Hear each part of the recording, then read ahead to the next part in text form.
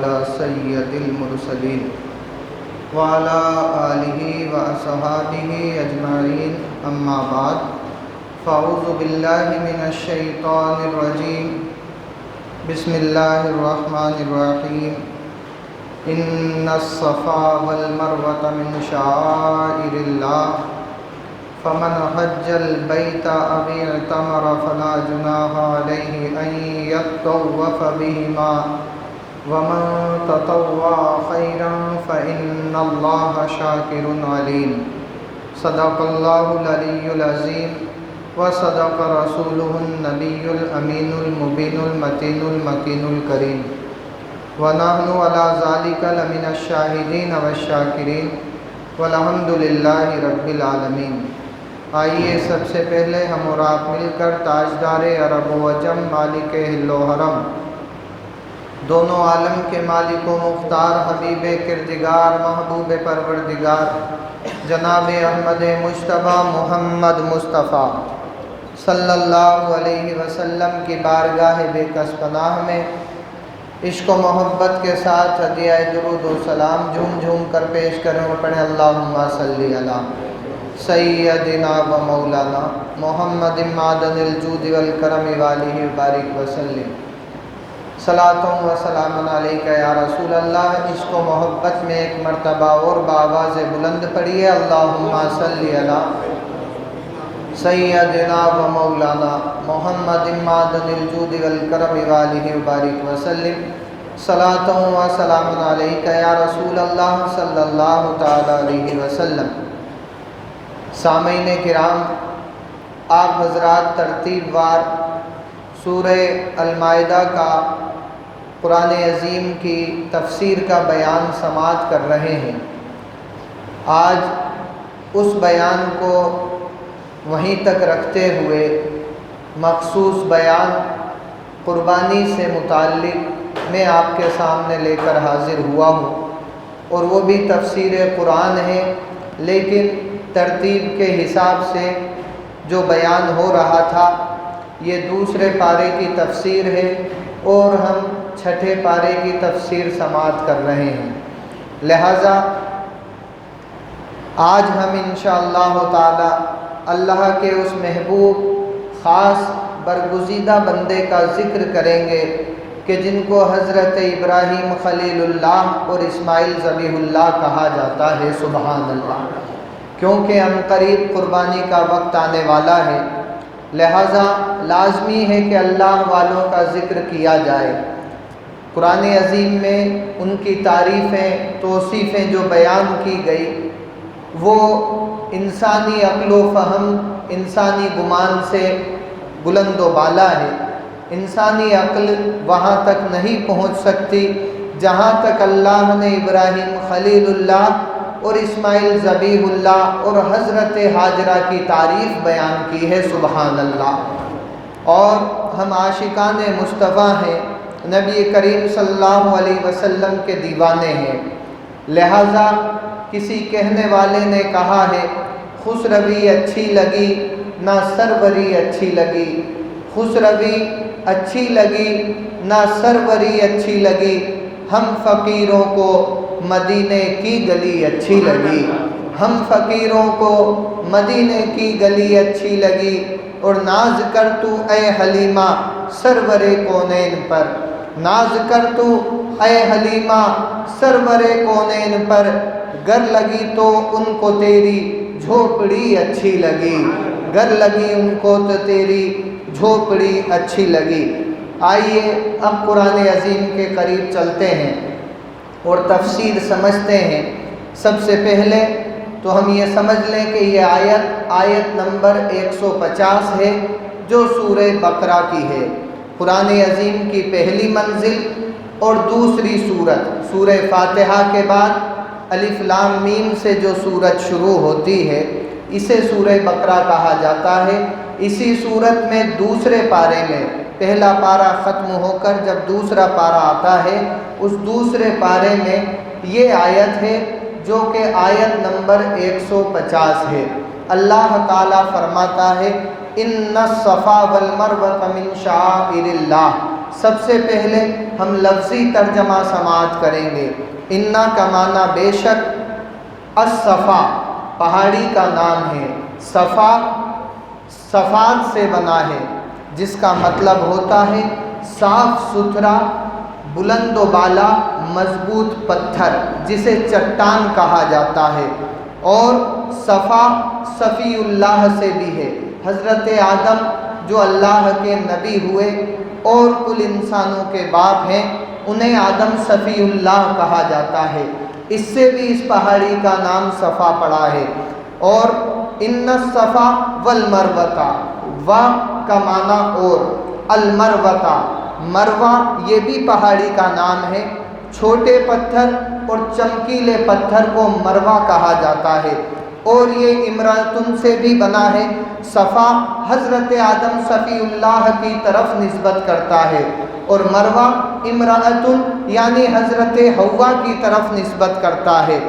یعنی صفا وہ جگہ ہے جہاں حضرت آدم نے قیام کیا، اور مروہ وہ جگہ ہے جس جگہ حضرت حوا نے قیام کیا۔ ان دونوں سے اس جگہ، ان دونوں پہاڑیوں کا نام صفا اور مروہ پڑا۔ یہاں اصطلاحی معنی یہ ہے کہ وہ صفا مروہ جس پر حضرت ہاجرہ دوڑی، اس کا ذکر یہاں قرآن میں ہو رہا ہے۔ ان الصفا والمروہ من شعائر اللہ، من کا معنی سے یعنی اللہ کی نشانیاں، اور شعائر شعار کی جمع ہے، یعنی 10 سے زیادہ جب نشانیاں گنائی جائیں تو انہیں شعائر کہا جاتا ہے۔ معلوم یہ ہو گیا کہ یہاں اللہ تعالیٰ صفا اور مروہ کو اپنی نشانی بتا رہا ہے۔ فمن حج البیت او اعتمر فلا جناح علیہ ان یطوف بہما۔ فمن کا معنی تو جو، حج البیت اس گھر کا حج، فمن حج البیت او اعتمر، او اعتمر بمعنی عمرہ، جو عمر سے بھی آتا ہے، اور عمر کا معنی ہوتا ہے کہ جب کسی کا تعلق جڑا رہے، یعنی جسم کا تعلق روح سے جڑا ہے، اسی کو عمر کہا جاتا ہے۔ اور کیونکہ بندے کا، صاحب ایمان کا تعلق صفا اور مروہ سے جڑتا ہے کہ بغیر ان کے حج اور عمرہ مکمل نہیں، اسی لیے اس کو مروہ کہا گیا۔ ان الصفا والمروہ من شعائر اللہ فمن حج البیت او اعتمر فلا جناح علیہ ان یطوف بہما۔ فلا جناح تو اس پر کچھ گناہ نہیں، جناح بمعنی گناہ، اس پر کچھ گناہ نہیں، فلا جناح علیہ ان یطوف بہما، کہ ان دونوں کے پھیرے کرے۔ وہ جو عمرہ کرنے گیا یا حج کرنے گیا، وہ صفا اور مروہ کے چکر لگائے، اس میں کچھ گناہ نہیں ہے۔ ایک سوال جو آج سے کئی برس پہلے مجھ سے کیا گیا، آج اس کا جواب الحمدللہ میں آپ کے سامنے رکھ رہا ہوں۔ وہ جواب یہ ہے کہ خانہ کعبہ کا طواف ہوتا ہے، اس کے علاوہ کیا کسی جگہ کا طواف کرنا جائز ہے؟ طواف کا معنی چکر لگانا۔ ہر انسان کی عقل میں اور ذہن میں یہی بات آتی ہے، نہیں، کہیں کا طواف کرنا خانہ کعبہ کے علاوہ جائز نہیں۔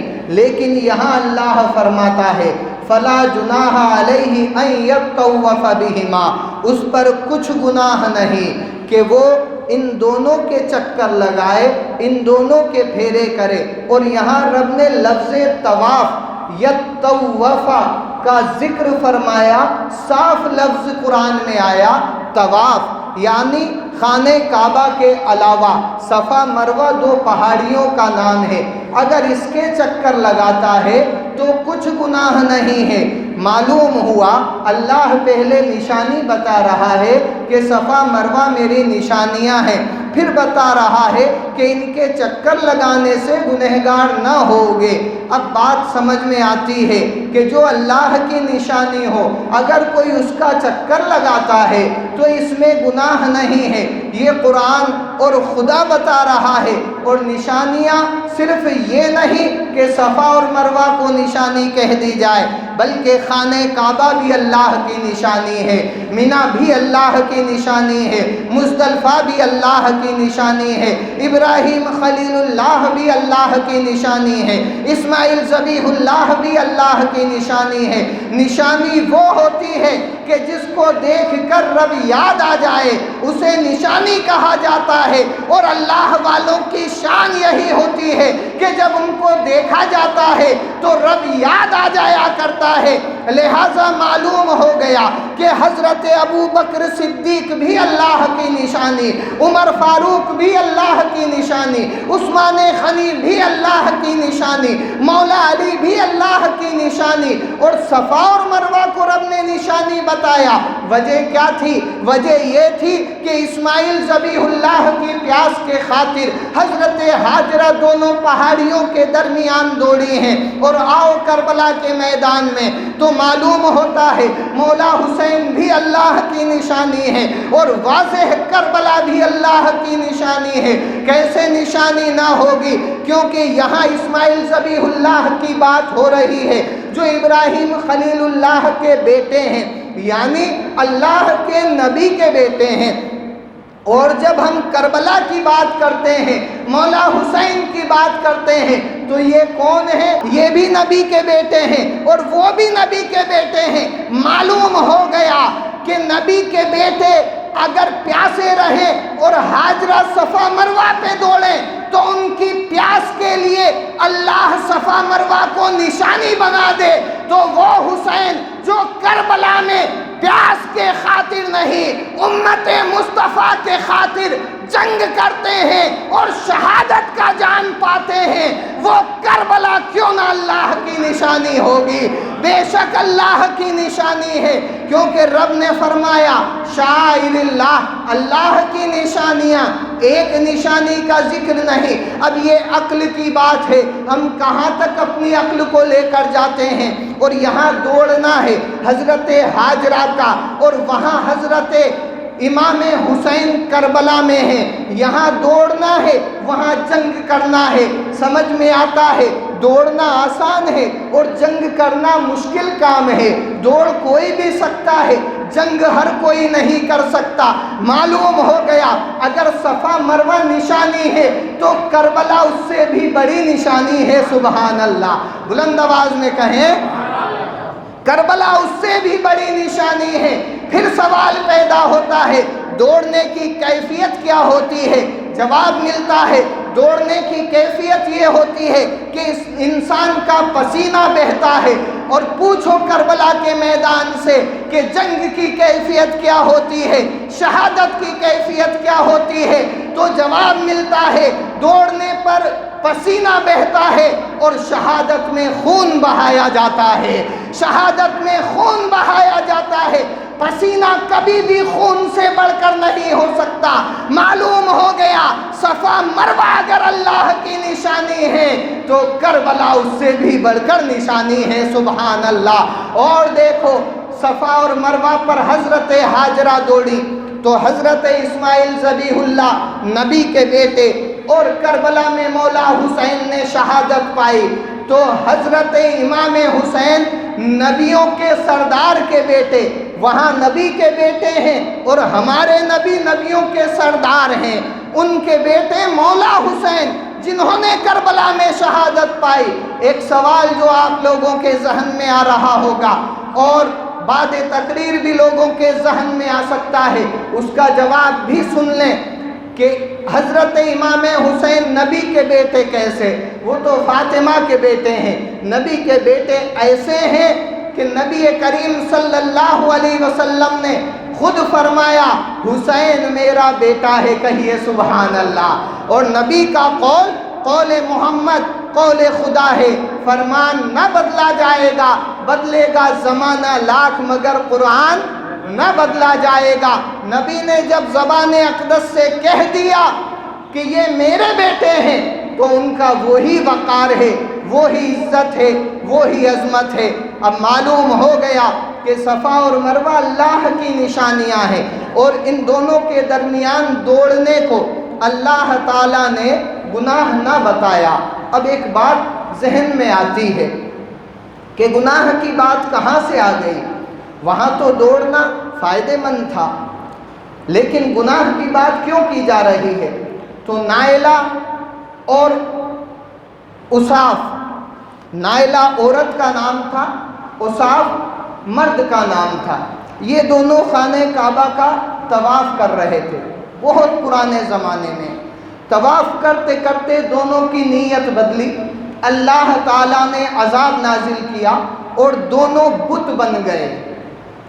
فوراً جو انسان تھے وہ بت بن گئے، نائلہ عورت جو تھی وہ عورت بت بن گئی، اور جو اصاف نام تھا مرد کا وہ مرد بت بن گیا۔ لیکن یہ اوصاف وہ نہیں جو آج کل نام رکھے جاتے ہیں، وہ الف واو صاد الف فے کے ساتھ اوصاف ہے۔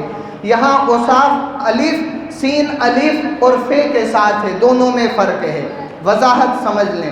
تو وہ دونوں بت بن گئے اور اللہ کے عذاب میں گرفتار ہو گئے۔ ان دونوں کے بتوں کو، ایک کو صفا پر رکھ دیا گیا، ایک کو مروہ پر رکھ دیا گیا۔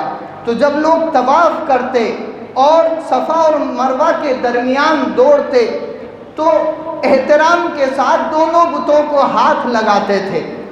یہ گناہ کا کام تھا، کیونکہ زمانہ گزر چکا تھا، وہ واقعہ ہی بھول گئے کہ یہ بت کس لیے رکھے گئے ہیں۔ انہوں نے سوچا یہ عبادت کے لیے ہیں، ہاتھ لگاتے تھے۔ تو اہل اسلام نے جب خانہ کعبہ کا طواف شروع کیا اور صفا مروہ کے درمیان دوڑنا شروع کیا تو اللہ نے فرمایا تم اس دوڑنے کو گناہ نہ سمجھنا ان بتوں کی وجہ سے، بلکہ صفا اور مروہ جو پاکیزہ پہاڑیاں ہیں ان کو بتوں سے نسبت نہیں ہے، بلکہ حضرت ہاجرہ اور اسماعیل علیہ السلام سے نسبت ہے۔ سبحان اللہ، سبحان اللہ۔ وضاحت ہو گئی قرآن عظیم میں۔ اب آیت کا اگلا حصہ، وَمَن تَطَوَّعَ خَيْرًا فَإِنَّ اللَّهَ شَاكِرٌ عَلِيمٌ۔ اللہ تعالیٰ قرآن عظیم میں فرماتا ہے وَمَن تَطَوَّعَ خَيْرًا، خیرًا خیر سے بنا ہے، تطوع بمانا اپنی مرضی سے، جو اپنی مرضی سے بھلائی کی بات کرے، خیر بمانا بھلائی، فَإِنَّ اللَّهَ شَاكِرٌ عَلِيمٌ، تو بے شک اللہ تعالی نیکی کا صلہ دینے والا خبردار ہے۔ علیم کا معنی یہاں خبردار اعلیٰ حضرت نے کیا، اور دوسرے ترجمے میں علیم کا معنی علم والا آتا ہے۔ لیکن جو کوئی نیکی کی بات کرتا ہے، اللہ تعالیٰ قرآن میں فرماتا ہے اچھی بات کرتا ہے، بھلائی کی بات کرتا ہے، فَإِنَّ اللَّهَ شَاكِرٌ عَلِيمٌ، تو اللہ تعالیٰ نیکی کا صلہ دینے والا ہے۔ اب یہاں اس اعتراض کا جواب آتا ہے جو ساری دنیا میں اہل سنت والجماعت پر کیا جاتا ہے کہ یہ نئی باتیں پیدا کرتے ہیں، نئی چیزیں پیدا کرتے ہیں۔ حضور کے زمانے میں تو مزارات تھے ہی نہیں، نہ غریب نواز کا مزار تھا، نہ غوث پاک کا مزار تھا، یہ نئی باتیں کیوں پیدا کرتے ہیں؟ ان کا جواب اسی قرآن عظیم کی آیت میں ہے، آیت نمبر 150 سورہ بقرہ پارہ نمبر 2۔ اللہ تعالیٰ فرماتا ہے وَمَن تَطَوَّعَ خَيْرًا فَإِنَّ اللَّهَ شَاكِرٌ عَلِيمٌ، تو جو اپنی طرف سے بھلائی کی بات کرے اللہ تعالیٰ نیکی کا صلہ دینے والا ہے، اور شاکر کا معنی قدردان ہے، یعنی وہ قدردان ہے اللہ تعالیٰ اپنے بندوں کو اس قدر صلہ دے گا جس کا وہ گمان بھی نہیں کر سکتے۔ اور جب وہ صلہ دینے پر آتا ہے تو ابو بکر کو صدیق بنا دیتا ہے، اور عمر کو فاروق بنا دیتا ہے، اور عثمان کو غنی بنا دیتا ہے، اور علی کو مولا علی بنا دیتا ہے۔ سبحان اللہ۔ معلوم ہو گیا نیکی کی ہمیشہ قدر کرنی چاہیے اور بھلائی کے کام کرنے چاہیے۔ یہ اس آیت کی تفسیر آپ نے سماعت کی۔ آخر میں قربانی سے جڑا ہوا ایک سوال اور اس کا جواب سماعت کر لیں، اور انشاءاللہ تعالی قربانی سے پہلے تک آپ اسی پر بیان سماعت کریں گے۔ آیت دوسری ہوگی لیکن قربانی کا بیان سماعت کریں گے۔ حضرت ابراہیم خلیل اللہ، اسماعیل ذبیح اللہ، حضرت حاجرہ، یہ صفا مروہ کا بیان آج آپ نے سماعت کیا۔ انشاءاللہ تعالی آئندہ اس سے جڑے ہوئے بیانات قربانی سے پہلے، اور جب عید کی نماز ہوگی تو خاص جو قربانی ہوئی حضرت اسماعیل ذبیح اللہ، اس کا بیان قرآن سے انشاءاللہ تعالی آپ حضرات سماعت کریں گے۔ ایک سوال اور اس کا جواب سماعت کر لیں۔ قربانی کے لیے جانور کو کس طرح کھڑا کیا جائے اور کس طرح لٹایا جائے، بس صرف اتنا سا سوال اور اس کا جواب۔ ہم قبلہ کی طرف کھڑے ہوں منہ کر کے، جب جانور کو ذبح کرنا ہے خانہ کعبہ کی طرف جیسے نماز کے لیے کھڑے ہوتے ہیں ایسے کھڑے ہو جائیں، جانور کو اپنے سامنے رکھیں اور اس کی پونچھ دائیں ہاتھ کی جانب ہونی چاہیے اور اس کا سر بائیں ہاتھ کی جانب ہونا چاہیے۔ کھڑے ہو جائیں خانہ کعبہ کی طرف رک کر کے، جانور سامنے ہو، اس کی پونچھ سیدھے ہاتھ کی طرف اور اس کا سر بائیں ہاتھ کی طرف، اور اس جانور کو اپنی طرف لٹا دیں، جس کو کہا جاتا ہے بیان میں کہ بائیں پہلو پر لٹا دیں، اپنی جانب لٹا دیں اور لٹا کر پھر اس کو ذبح کریں۔ یہ جانور کو لٹانے کا طریقہ محض اتنا سا تاکہ آپ کے ذہن میں رہے، کیونکہ جانور کو کبھی کدھر منہ کیا جاتا ہے، کبھی کدھر لوگ سمجھ نہیں پاتے ہیں۔ یہ بہت آسان طریقہ میں نے آج آپ کو بتایا۔ اللہ کی بارگاہ میں دعا ہے اللہ تعالی صحیح معنوں میں علم و عمل کی توفیق عطا فرمائے۔ آمین بجاہ النبی الکریم صلی اللہ علیہ وسلم۔